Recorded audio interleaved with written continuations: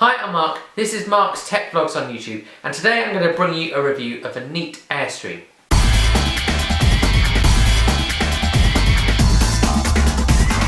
This little device plugs it into your hi-fi system at home and adds wireless music streaming via DLNA or Apple Airplay. So first up, let's talk price and design.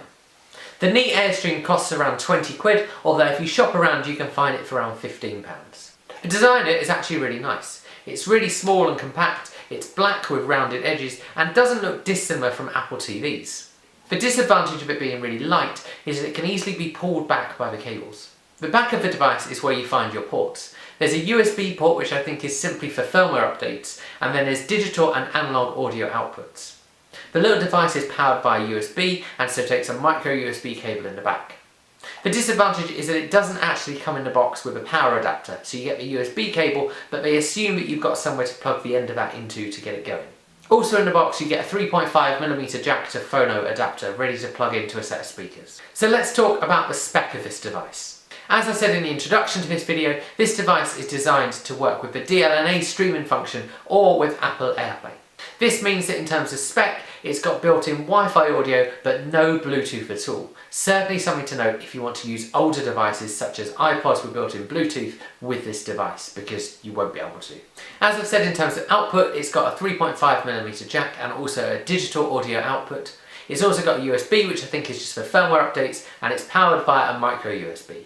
In terms of installing the product and getting it up and running, it's really easy. The device comes with a really comprehensive manual which talks you through this, but simply when you plug it in, it appears as a wireless network which you connect to on your phone or your computer.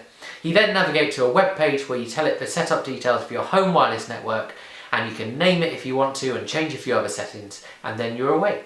The installation manual that comes with it also recommends some additional apps to allow you to achieve multi-room audio on Android or Apple devices.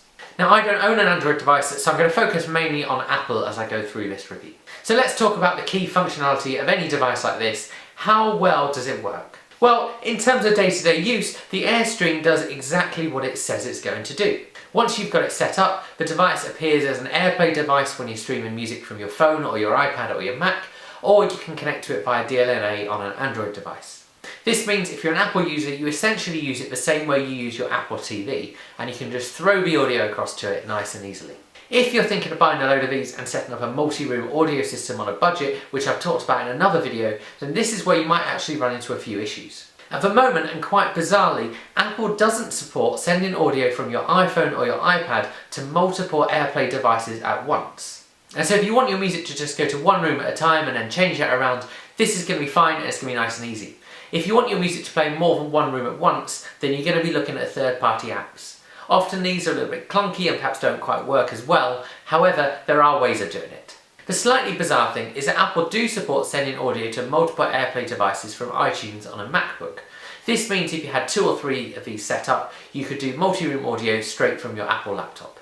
This isn't necessarily a fault of the product itself, but it's something to bear in mind when using it, and hopefully Apple will fix that at some point in future versions of iOS. Likewise, the same goes for Android. If you're going to stream music with this, you're going to need an additional app, especially if you want to achieve multi-room audio. This isn't something I've been able to test out because I'm not an Android user, and so I can't really comment on that. Other than those kind of minor issues or things to note, it's actually a really functional device and does exactly what it says it's going to do.